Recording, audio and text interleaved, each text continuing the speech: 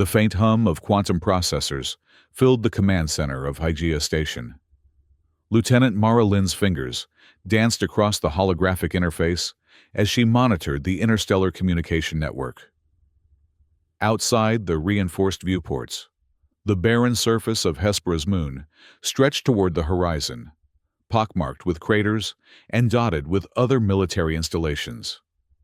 The year was 2487, and humanity had spread across dozens of star systems, carrying with them their reputation as Deathworlders, a species forged in the crucible of Earth's harsh environment.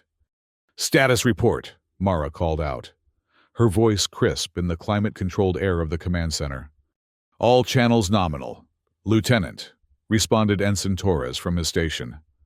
"Regular traffic from the Centauri colonies, and the usual diplomatic chatter from Rigel." Mara nodded, her dark eyes reflecting the blue glow of the screens. At 32, she had already served 10 years in the United Earth Space Command, earning a reputation for exceptional pattern recognition in communications intelligence. It was a skill that had landed her this assignment, managing the interstellar communications hub for the Hespera sector. The Deathworlders' reputation preceded them throughout explored space.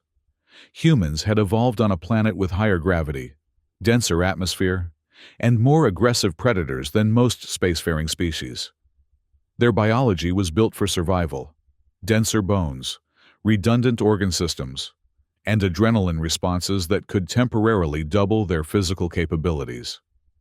While other species had developed spaceflight through peaceful scientific advancement, humans had accelerated their technological progress through centuries of warfare. Now, they maintained the most formidable military force in known space, not because they sought conquest, but because their evolutionary history had taught them to always prepare for the worst. The Vulture Fleet, stationed at the edge of human territory, represented the pinnacle of this military might. 12 battlecruisers, 37 destroyers, and countless support vessels, all equipped with weapon systems that could reduce a planet's surface to molten slag. Yet in the 2 centuries since humanity had encountered other intelligent life, they had never fully deployed this might. Treaties were signed, trade routes established, and humans found themselves in the unexpected role of galactic peacekeepers. Their military served primarily as a deterrent, a line that no sane species would cross. Mara's shift was nearing its end when the alert sounded, a shrill, urgent tone that cut through the ambient noise of the command center. "Lieutenant," Torres called, his voice tight with tension. "We're picking up a distress signal. Multiple frequencies. Encoded." Mara was at his station in 3 strides. "Source?" "The Medora system, approximately 70 light-years rimward." Mara frowned. Medora wasn't part of any formal alliance with Earth or its colonies. Like many systems on the frontier, it maintained diplomatic relations but kept its distance from the militaristic humans. 15 parallel frequencies, Torres continued, his fingers working to isolate the signals. All broadcasting the same pattern. 15 frequencies. A desperate measure designed to ensure the message got through. Whoever sent this wasn't just calling for help. They were screaming for it. "Put it through," Mara ordered. The speakers crackled with static before resolving into a series of tones and clicks. Not standard emergency protocols, but something more complex. Alien. "Run it through the xenolinguistic matrix," Mara said, already moving to her own station to initiate the proper protocols. This wasn't just an emergency. It was a first contact scenario with significant diplomatic implications. Human policy on intervening in non-allied crises was clear. They didn't. The Deathworlders had learned the hard way that rushing into alien conflicts often created more problems than it solved. Military aid required formal treaties, approved by the Strategic Council and ratified by Earth's government. But 15 parallel distress signals couldn't be ignored. Protocol dictated that they at least investigate. "Contact Admiral Thorne," Mara instructed the communications officer. "Priority Alpha. And get me Dr. Mora from Xenolinguistics. Within minutes, the imposing figure of Admiral Kai Thorne filled the main view screen. His weathered face bore the scars of countless battles, and his gray hair was cut in the severe military style that had changed little in 5 centuries. "Report, Lieutenant," he said without preamble. "Sir, we've detected multiple distress signals from the Medora system. 15 parallel frequencies, alien in origin. We're working to decode them now." The Admiral's expression remained impassive, but Mara could see the calculation in his eyes. "Medora is outside our protection sphere. Lieutenant, you know the protocols." "Yes, sir.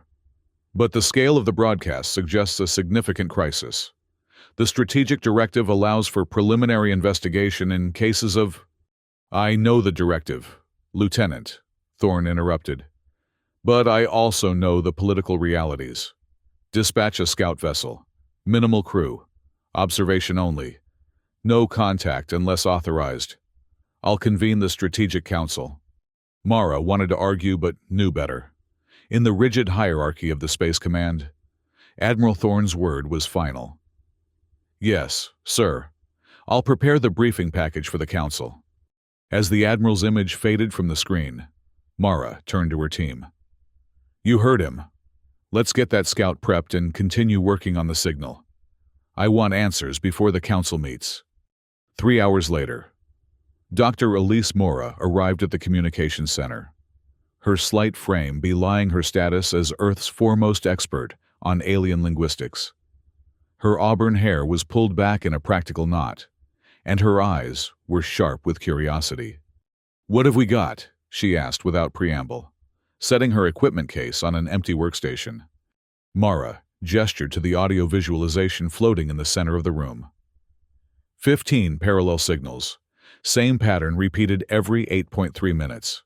We've isolated phonetic structures, but the semantic context is eluding us. Dr. Mora studied the waveforms, her head tilted in concentration. "Metarans," she murmured. "I've studied their commercial transmissions.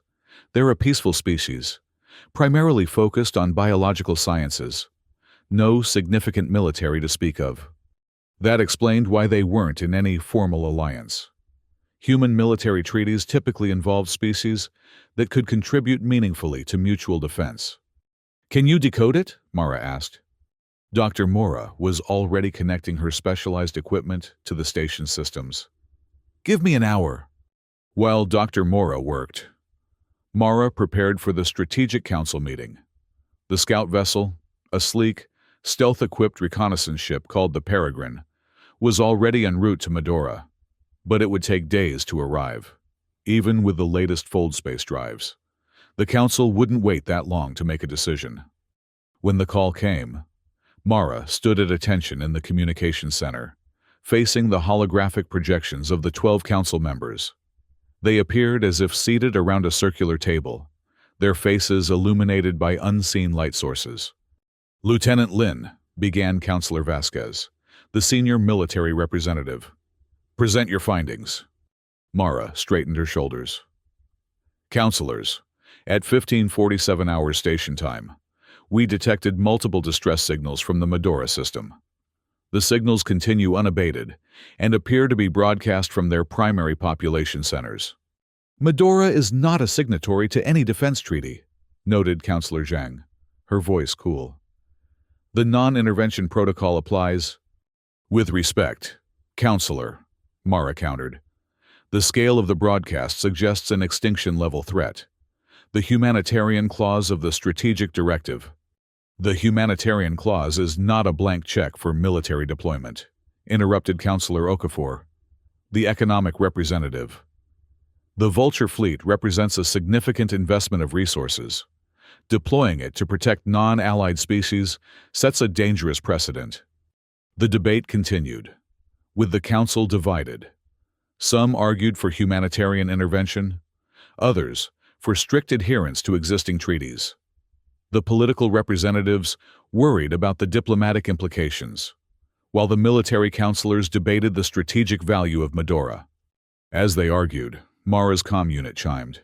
Dr. Mora had made progress. Counselors, Mara said, seizing a break in the debate.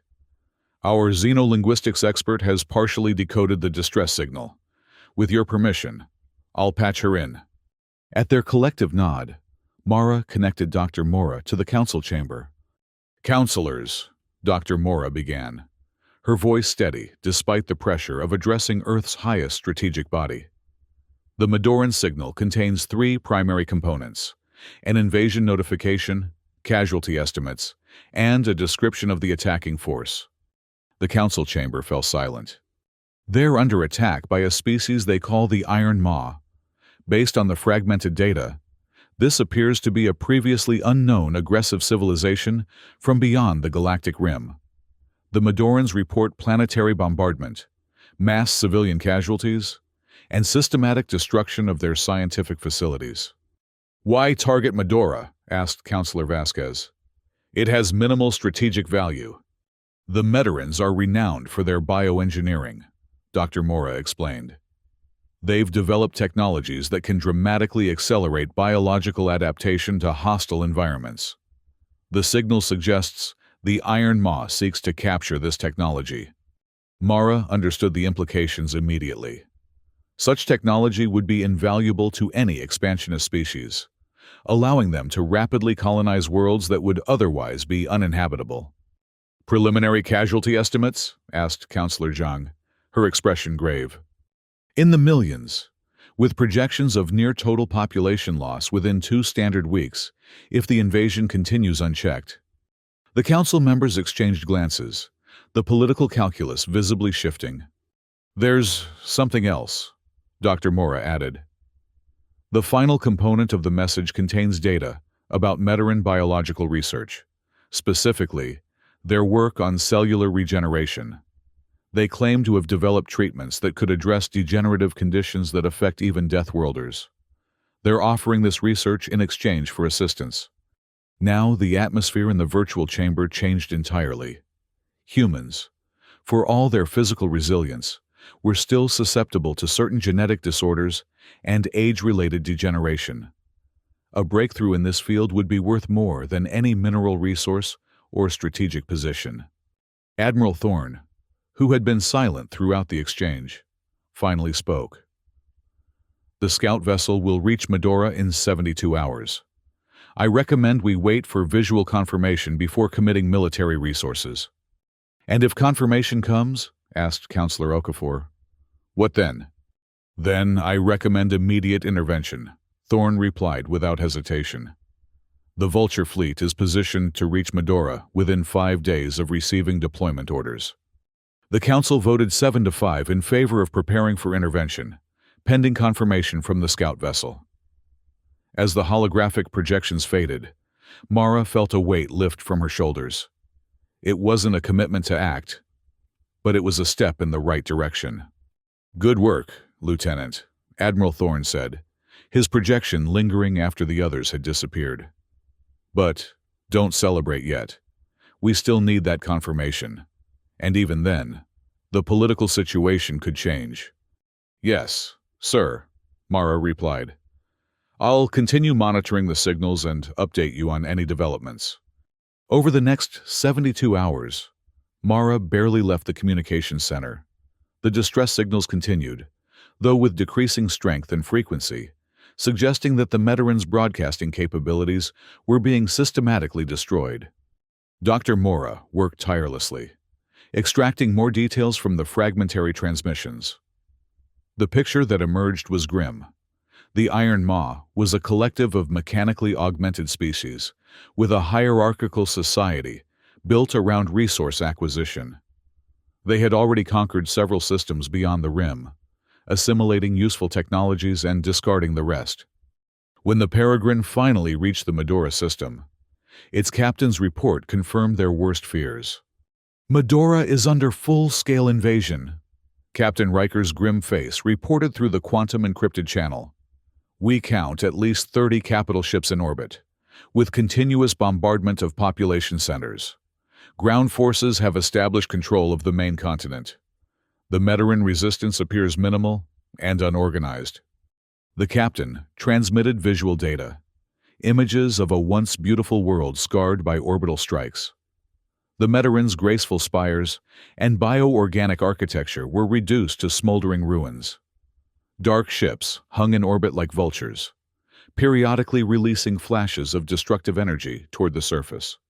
"The invaders' technology level?" Admiral Thorne asked, his hologram standing beside Mara in the communications center. "Comparable to our own in some respects, sir. Their weapon systems appear to focus on high-energy plasma discharge. Effective, but less precise than our kinetic systems. Their ships are heavily armored but less maneuverable than ours." "Numbers?" "As stated, approximately 30 capital ships, with perhaps twice that number of support vessels. Ground forces are difficult to estimate, but based on landing craft observations, at least 100,000 troops." Admiral Thorne's expression remained impassive, but Mara could see the calculations behind his eyes. The Vulture fleet could match those numbers, but victory would not come without cost. "Maintain observation distance and continue reporting," the Admiral ordered. "Transmit all data to Strategic Command. We'll await the Council's decision." The Council reconvened within hours, this time with Admiral Thorne physically present at their headquarters on Earth. Mara attended virtually from Hygeia Station, along with Dr. Mora and the senior officers of the Space Command. The debate was shorter this time, the evidence too compelling to ignore. The vote was unanimous. The Vulture fleet would deploy to Medora with full authorization to engage the invading forces. "We are activating Code Black," announced Counselor Vasquez. "All fleet elements will prepare for immediate deployment. Lieutenant Lin, your station will serve as the communications relay for the operation. Admiral Thorne will assume overall command from his flagship. Code Black, the highest level of military readiness, not activated since the Proxima Rebellion 30 years earlier. It signaled not just a skirmish or a show of force, but a commitment to full-scale war." As the Council meeting concluded, Admiral Thorne addressed Mara directly. "Lieutenant, I'm promoting you to acting commander for the duration of this operation. Your familiarity with the Medoran communications and Dr. Mora's insights will be valuable. Report to the flagship Nemesis within 24 hours." Mara felt a surge of both pride and apprehension. "Yes, sir. Thank you, sir." As she prepared to depart Hygeia Station, Mara couldn't shake the feeling that they were crossing a threshold. For centuries, humanity had maintained its military might as a deterrent, rarely deploying it in full force. Now, they were committing to protect a species with whom they had no formal alliance, risking thousands of lives and immeasurable resources in the process. The decision would change the trajectory of human foreign policy forever. Whether that change would be for better or worse remained to be seen. The Nemesis lived up to its name, a 15-kilometer leviathan of reinforced alloys and advanced weaponry, capable of reducing a planet to molten slag or precisely eliminating a single building. As Mara's shuttle approached, she could see the frenetic activity surrounding the flagship: support vessels loading supplies, fighter squadrons running drills, engineering teams performing last-minute checks on the fold space drives. Admiral Thorne greeted her on the primary hangar deck, his uniform impeccable despite the chaos of preparations. "Commander Lin, welcome aboard. Dr. Mora is already in the strategy room, analyzing the latest transmissions from Medora." Mara followed him through the labyrinthine corridors of the massive vessel, noting the barely contained tension among the crew. They had trained for this scenario, but few had ever experienced actual combat on this scale. In the strategy room, a three-dimensional projection of the Medora system dominated the center space. Dr. Mora stood beside it, her fingers manipulating the holographic interface to highlight specific regions. "The Iron Maw has established control of these orbital positions," she explained, indicating glowing points around Medora. "They're maintaining a blockade while their ground forces secure key facilities, primarily research centers and biological repositories." "What's the status of the Medoran population?" Mara asked. Dr. Mora's expression darkened. Based on the fragmentary communications we're still receiving, the invaders are systematically rounding up survivors. Those with scientific knowledge are being interrogated. Others are being placed in containment facilities. Slaves or test subjects, Admiral Thorne concluded grimly. Either way, time is critical. The fleet will exit fold space at these coordinates. He indicated a point on the far side of Medora's sun, which should shield our approach from their sensors. From there, we'll implement Operation Talon Strike. The holographic display shifted to show the battle plan. The Vulture fleet would divide into 3 battle groups, approaching Medora from different vectors.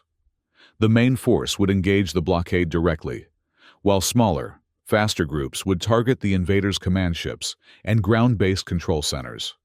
Commander Lin, you'll coordinate with Major Reed on a special operation. Admiral Thorne continued. The Peregrine has identified what appears to be the invaders' navigation control station on Medora's smaller moon. If we can disable it, their fleet coordination will be compromised. Mara studied the indicated structure, a squat, fortified installation built into the moon's crater. What kind of defenses are we looking at? Automated turrets, energy shields, and approximately 200 ground troops, replied the Admiral. Major Reed's team will handle the primary assault, but they'll need someone who can decrypt and disable the navigation systems once inside. That's where you come in. It was a dangerous assignment, far more so than her usual role in communications. But Mara understood the strategic importance. Without their navigation systems, the Iron Maw ships would be forced to rely on manual coordination, giving the Vulture fleet a critical advantage. I'll need access to all available data on their communication protocols, she said, and a direct link to Dr. Mora during the operation. Admiral Thorne nodded. You'll have it. The operation begins in 36 hours, immediately after we exit fold space. I suggest you use that time to prepare. As the strategy session concluded, Mara found herself standing before the holographic image of Medora, a world she had never visited, populated by beings she had never met, yet whose fate now rested partly in her hands. Having second thoughts? Dr. Mora asked quietly, joining her by the display. Not about the mission, Mara replied, but about what comes after. This changes everything. We're not just defending allies anymore. We're appointing ourselves protectors of any species that calls for help. Dr. Mora's expression was thoughtful. Perhaps that's what the Deathworlders were meant to be all along. Not conquerors, but guardians. Mara wasn't sure she agreed. But the sentiment resonated with something deep within her, a sense of purpose beyond military duty. The 36 hours passed in a blur of preparations. Mara studied everything available about the Iron Maw's communication and navigation systems, working with Dr. Mora to identify potential vulnerabilities. She met with Major Jax Reed, a battle-hardened special operations officer who would lead the assault team, and together they mapped out every aspect of the mission. When the Nemesis finally emerged from fold space, the Vulture fleet deployed with precision born of centuries of drilling. Ships moved into formation silently, their stealth systems rendering them nearly invisible against the backdrop of space. Mara stood on the bridge of the destroyer Vulture's Talon, watching as Major Reed's team made final preparations in the hangar bay below. The special operations soldiers moved with quiet efficiency, checking weapons and equipment with practiced hands. Commander Lin, Major Reed called from the hangar deck. Time to gear up. Mara took a deep breath and headed for the elevator. This wasn't her usual role, but she had undergone the same basic combat training as all command officers. The weight of the tactical armor felt foreign after years behind a communications console. But her hands remembered the assembly of the sidearm and the operation of the helmet systems. Our approach vector takes us through Medora's plasma belt, Reed explained as Mara joined his team. The Major was a compact man with a shaved head and eyes that seemed to evaluate every situation for tactical advantage. The radiation will mask our heat signature, but it'll also interfere with our communications. Once we're on the ground, we'll be on our own until the job is done." Mara nodded, checking the specialized equipment she would need to access the navigation systems. "How long will we have before they detect the main fleet?" "Admiral Thorne estimates 20 minutes from the time we launch until they detect the Nemesis group. That's our window to get in and disable their navigation systems." It wasn't much time, but it would have to be enough. The assault craft was little more than a reinforced hull, with engines and minimal life support, designed for stealth and speed, rather than comfort.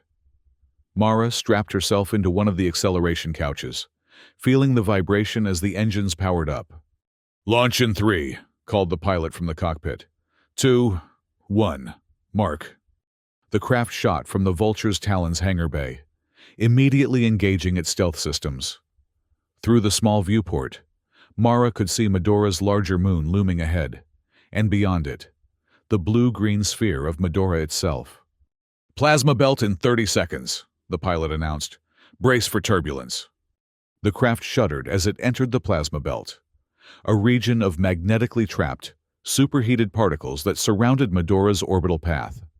The lights flickered, and the communication system emitted a burst of static before falling silent. "Comms are down, as expected," Reed noted calmly. "From here on, we're dark." The journey through the plasma belt seemed to stretch for hours, though Mara's chronometer indicated it was less than 10 minutes. When they emerged, the smaller moon filled the viewport, a cratered, airless rock that seemed an unlikely place for a critical military installation. "There," the pilot pointed to a dark structure built into the rim of a massive crater. "That's our target. No signs they've detected us yet." The assault craft landed silently on the far side of a ridge, out of direct line of sight from the installation. Major Reed's team deployed with practiced efficiency, securing the perimeter before signaling for Mara to follow. "Remember, Commander," Reed said as they prepared to move out, "your job is the navigation system. Leave the fighting to us." Mara nodded, though she kept her sidearm ready.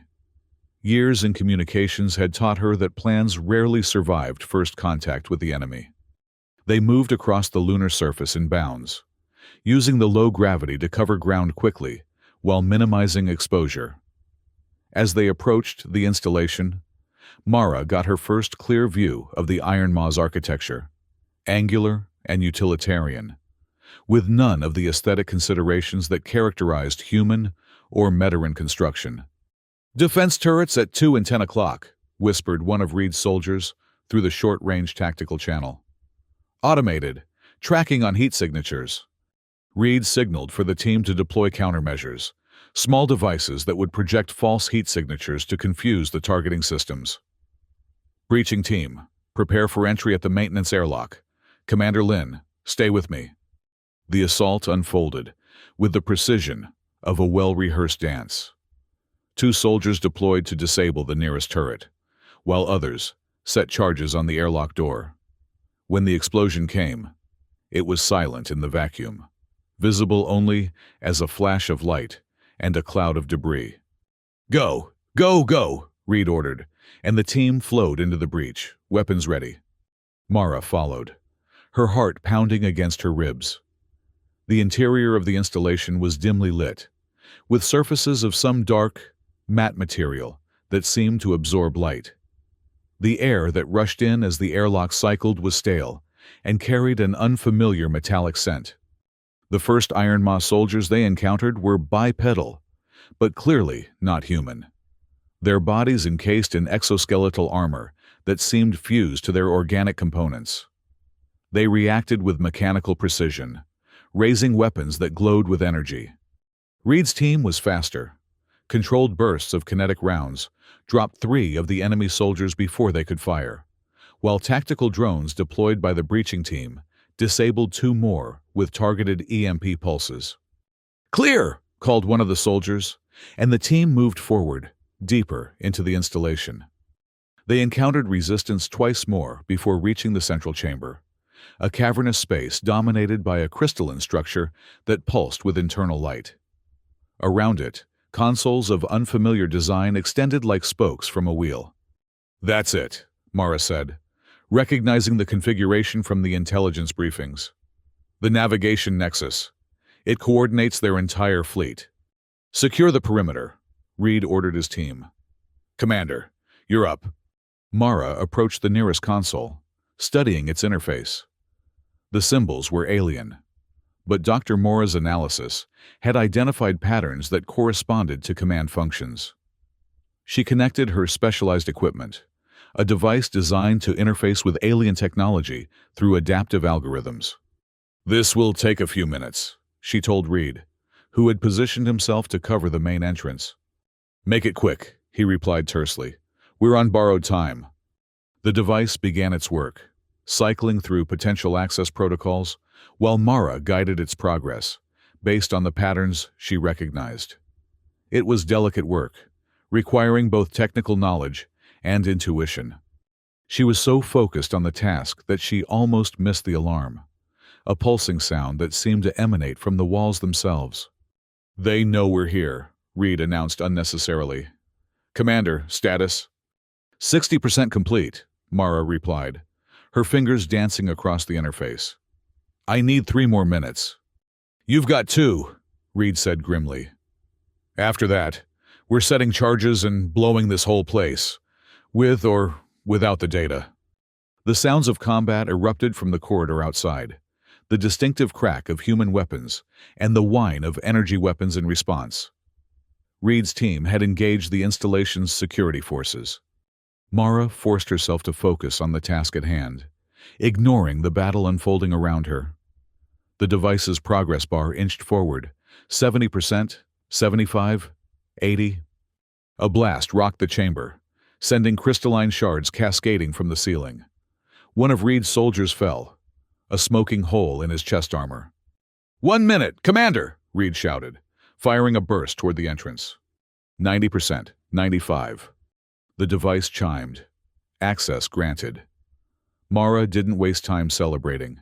She immediately began the second phase of the operation, uploading the virus that would disable the navigation systems and replace them with corrupted data. "Done!" she called as the upload completed. "The system is compromised." Reed nodded sharply. "Fall back to the extraction point. Move!" The retreat was more chaotic than the approach, with Iron Maw forces closing in from multiple directions. 2 more of Reed's soldiers fell covering their withdrawal, their sacrifices buying precious seconds for the others. When they finally reached the assault craft, only half of the original team remained. The pilot had the engines already primed, and they lifted off amid a hail of energy blasts from the installation's remaining defenses. "Did it work?" Reed asked as they cleared the moon's gravity well. Mara checked her equipment, which was still receiving telemetry from the virus. "Confirmed. Their navigation systems are feeding false positioning data to the entire fleet. They'll be operating blind." Reed allowed himself a grim smile. Then it was worth it. As they emerged from the plasma belt, communications were restored, and Mara was immediately bombarded with tactical updates. The battle had begun in earnest, with the Vulture fleet engaging the Iron Maw blockade above Medora. Admiral Thorne's voice cut through the chatter. "Commander Lin, report status." "Mission accomplished, Admiral," Mara replied. "The navigation system is compromised. What's the situation there?" "The enemy fleet outnumbers us approximately 4-1, Thorne responded matter-of-factly. "But they're already showing signs of coordination failure. Your operation has given us the edge we needed." Through the viewport, Mara could see flashes of light around Medora, the silent explosions of space combat. The Vulture fleet had divided as planned, with the main force engaging the blockade, while smaller groups targeted key enemy vessels.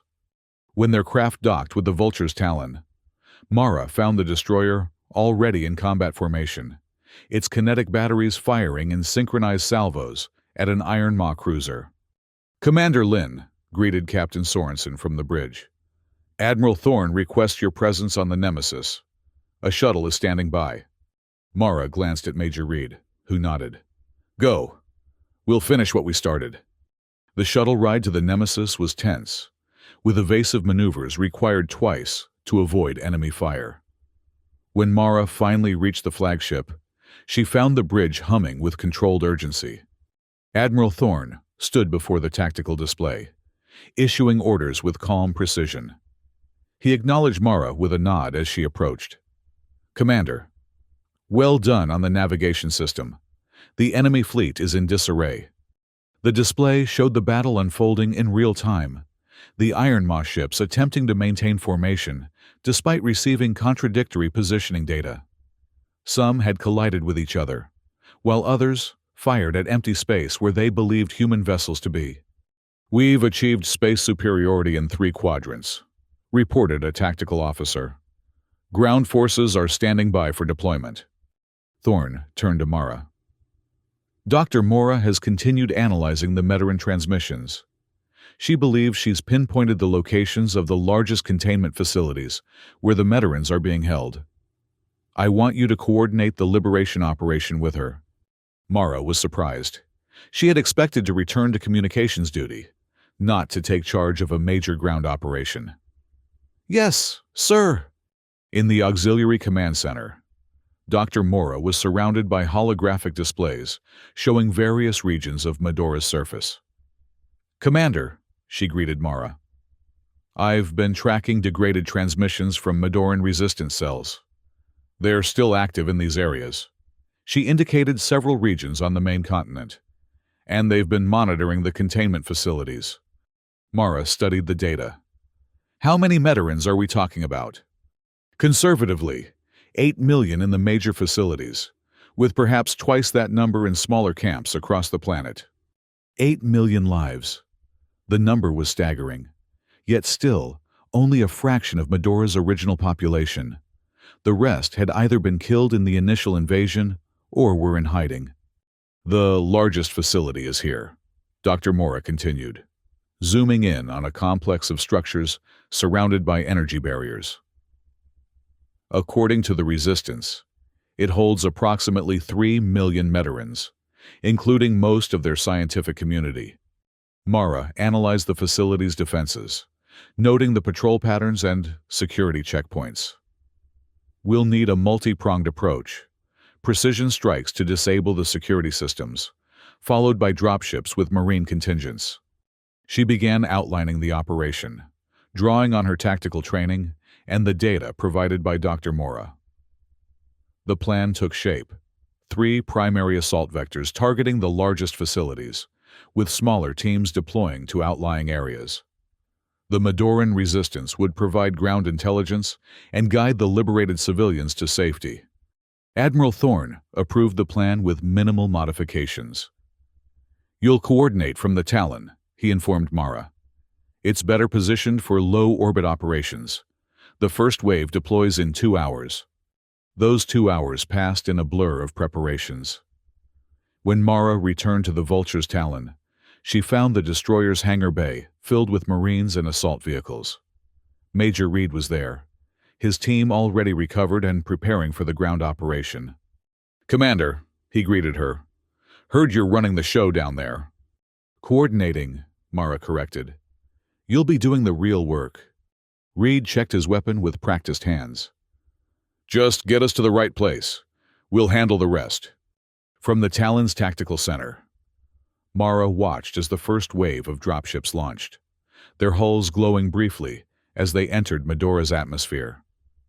The space battle continued above, but with the Iron Maw fleet increasingly fragmented and disorganized, the outcome was no longer in doubt. "First wave has reached the primary target," reported a communications officer. "Resistance is heavier than expected." Mara adjusted the tactical display, analyzing the situation. "Redirect Bravo Company to reinforce the eastern approach, and have the Talon target those artillery positions with precision strikes." The battle unfolded across Medora's surface, with human forces systematically neutralizing the Iron Maw defenses and securing the containment facilities. The invaders fought with mechanical determination, but without the coordination that had made them so effective during the initial invasion. 6 hours into the ground operation, Major Reed's voice crackled over the comm. "Commander, We've secured the primary facility. 3 million plus Metarans confirmed alive. Medical teams are treating the most critical cases. But we need more support. Mara redirected resources, pulling medical units from secured areas to support the liberated facility. As reports continued to flow in from across the planet, the scale of the Iron Maw's atrocities became clear. The invaders had been systematically experimenting on Metaran civilians, attempting to extract the secrets of their bioengineering technology through brutal methods. The liberation continued for 3 days, with human forces pushing the remaining Iron Maw troops into increasingly isolated pockets. On the 4th day, Admiral Thorne declared Medora secured, though cleanup operations would continue for weeks. When Mara finally set foot on Medora's surface, she was unprepared for the reality of what she found. The capital city, once a marvel of bioorganic architecture, was now a wasteland of shattered structures and scorched earth. The air carried the acrid scent of destruction, mixed with the sweeter notes of Medora's native flora that had somehow survived the devastation. The Metarans themselves were unlike any species Mara had encountered, tall and graceful, with iridescent skin that shifted colors with their emotional state. They moved with a fluidity that suggested different musculature than humans. Those she met in the liberation camp were subdued, their skin tones muted to grays and pale blues, signs of trauma, according to Dr. Mora. "They're asking for you," Dr. Mora told Mara, guiding her toward a structure that had been converted into a meeting hall. "The surviving members of their governance council want to thank the human who first responded to their distress call." Inside, a group of elder Metarans waited, their frail forms supported by younger attendants. As Mara entered, they inclined their upper bodies in what Dr. Mora had explained was a gesture of profound respect. "Lieutenant Mara Lin," one of them spoke, the translator rendering their harmonic language into English. "Your people came when no others would. You risked your lives for those you did not know. There is no gratitude sufficient for such sacrifice." Mara felt uncomfortable with the praise. "We responded to a call for help. Any sentient beings would have done the same." The Metaran's skin rippled with a pattern that Dr. Mora later explained indicated sad amusement. "No, Lieutenant, many would not. Many did not. We sent our distress call to 12 systems before yours. None responded." The revelation settled heavily on Mara's shoulders. The decision to intervene had been debated extensively, nearly rejected on multiple occasions. Yet apparently, humans, the feared Deathworlders, were the only ones who had chosen to act. "The Iron Maw sought our biological adaptation technology," continued the Metaran elder. "They believed it would allow them to conquer worlds previously inaccessible to them.